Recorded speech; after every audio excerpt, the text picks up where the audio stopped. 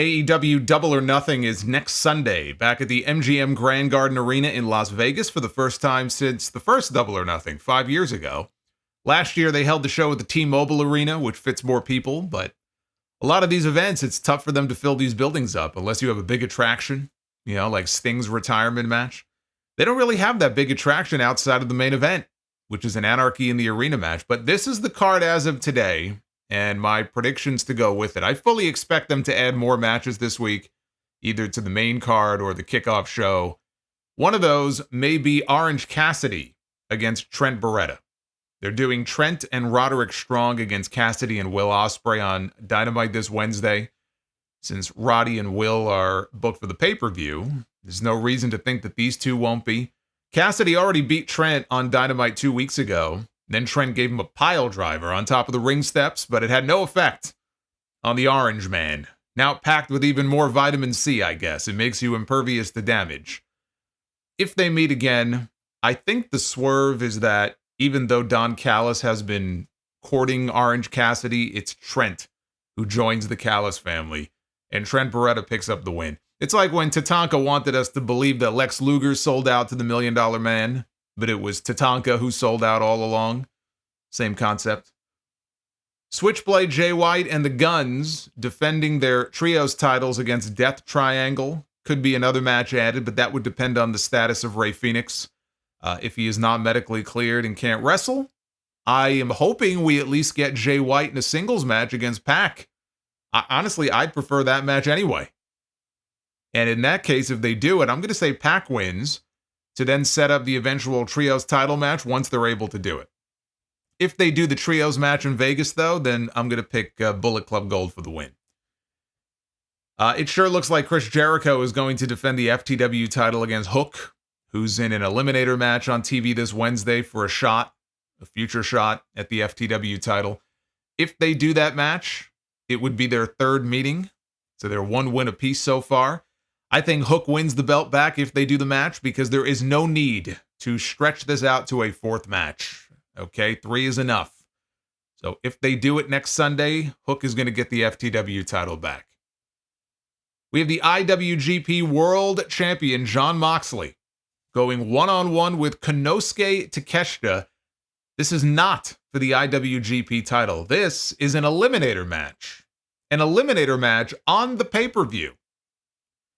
Unless Takeshita wins to set up a title match for Forbidden Door, this is stupid. Now, there may be political reasons for it not being a championship match, but it being non-title means Takeshita has to win. If the title is not on the line, then it is safe to give him a big win, and you can set up for a title match next month. Otherwise, you do a non-title match and you still beat Takeshita. I hate that. I don't want to see that at all. So I'm going with Takeshita for the win and hopefully a win for common sense.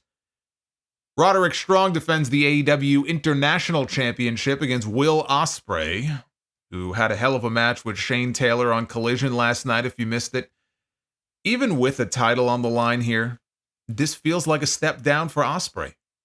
It's the international title. What does it really mean? It's more important to keep him hot than to give Roddy a win. Ospreay could actually elevate that title heading into Wembley.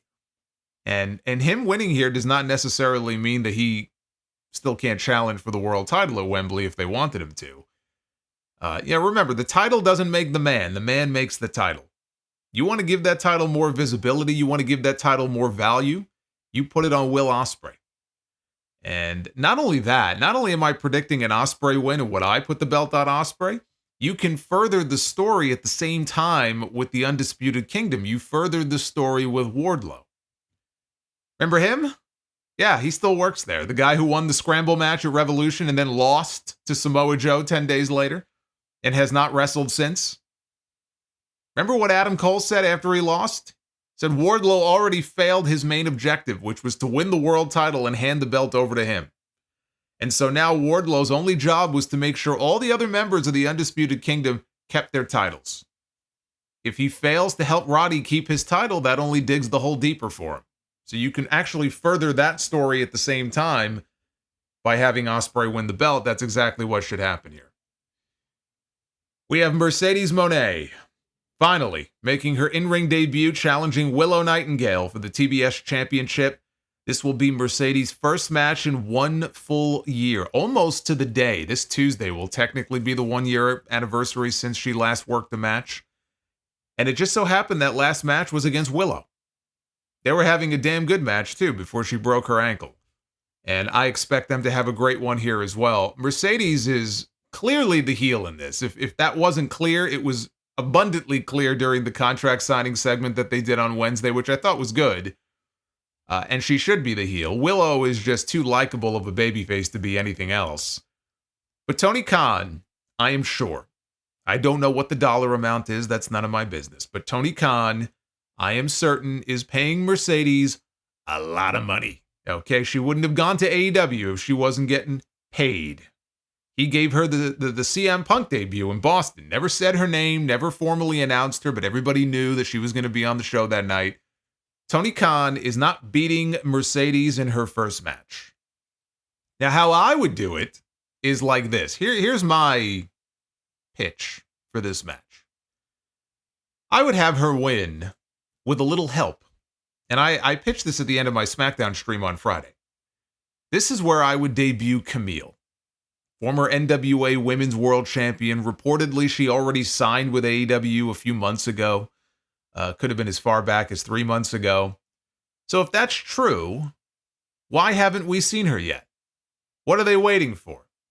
This right here, I think, is what they're waiting for. This is why.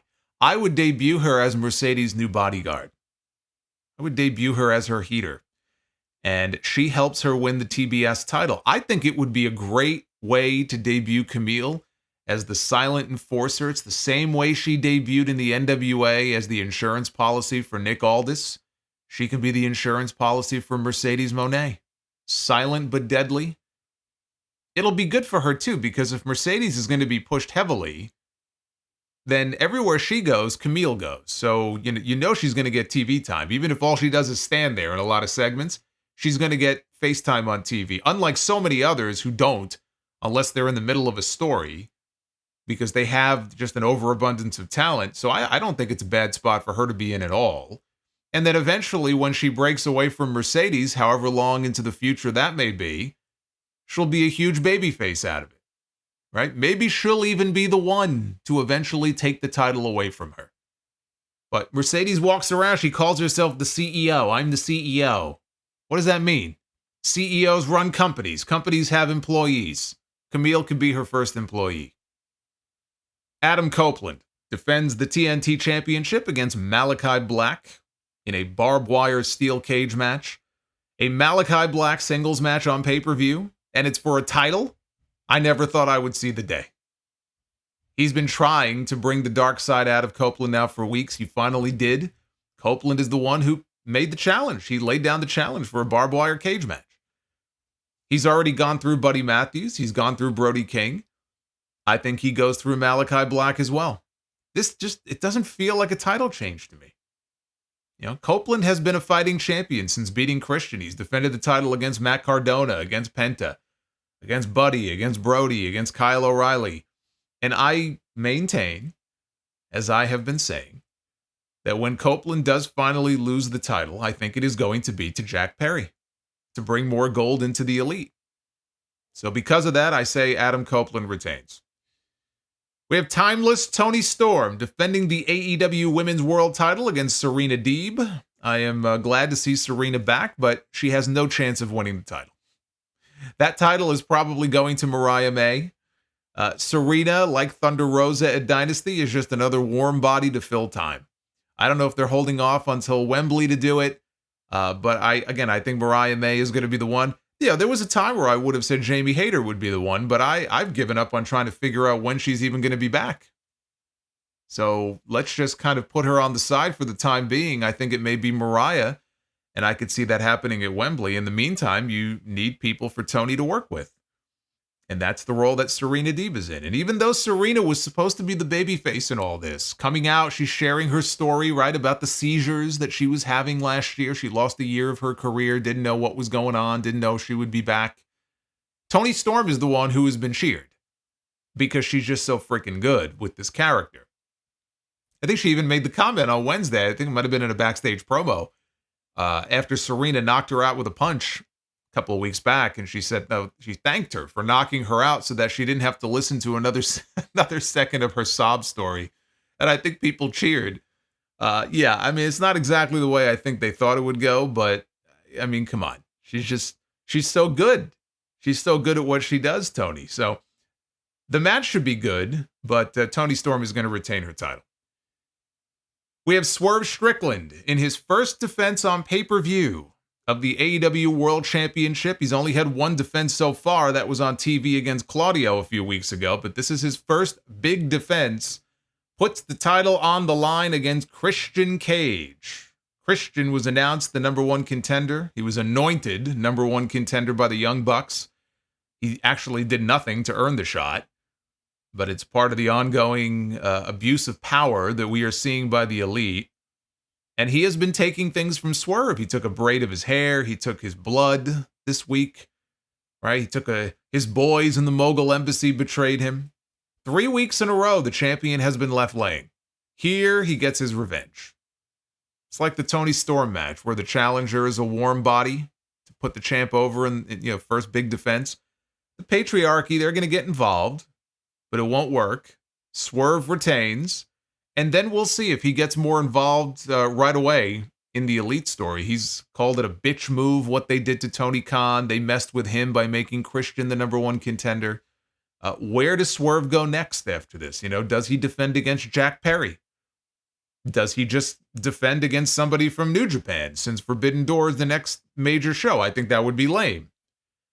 I hope they have something meaningful in mind for him, because even here, I don't think this match is going to close the show.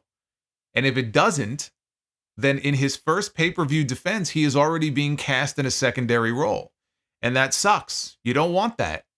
He needs all the help he can get right now. This is his first time being able to carry the torch as a world champion in a major promotion. And what you don't want, perception is everything, and you don't want people to perceive him as being less than while he is the world champion. I like the little countdown clocks they've been using the last couple of weeks on TV to promote his segments. I think that's a good thing. But after this show, they need to be careful on how they position him on these shows. And then it is Anarchy in the arena for the third year in a row with the Elite, the Young Bucks, Jack Perry, and Kazuchika Okada taking on Team AEW, consisting of FTR, Bryan Danielson, who is going to try to get a good match out of Satnam Singh on Dynamite this Wednesday. Hey, if Seth Rollins and Brock Lesnar could pull good matches out of Omos, then there's no reason Danielson can't do the same here. I'm actually very curious to see what Danielson can pull out of this guy. And I haven't seen too many matches of Satnam Singh, but I can imagine he is not certainly not the best in the ring that they have on that roster, but that's not what this match is about. The Elite put a bounty on Danielson's head heading into the pay-per-view. Sanjay Dutt took them up on it, which is why this match is happening. So it's all tied into the Elite story. You look up and down the card they've announced for Wednesday. They have already loaded that show up with a lot of good matches. So, I don't mind them doing it. Like I said, I'm actually very curious to see what kind of match Danielson can get out of him.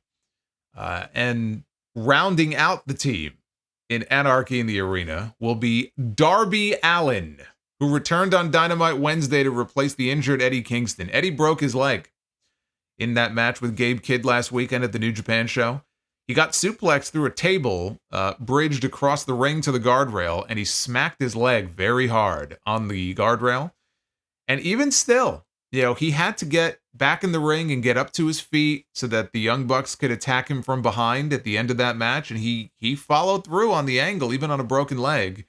PW Insider confirms that he suffered a tibular fracture, and he is still waiting to find out whether he will need surgery or not. That sounds like surgery to me, but I guess we'll wait and see. So he is out, and Darby is in. The same Darby Allin who broke his foot 2 months ago and got hit by a bus last month in New York and got his nose broken is already back. Not only is he back, his first match back is Anarchy in the arena.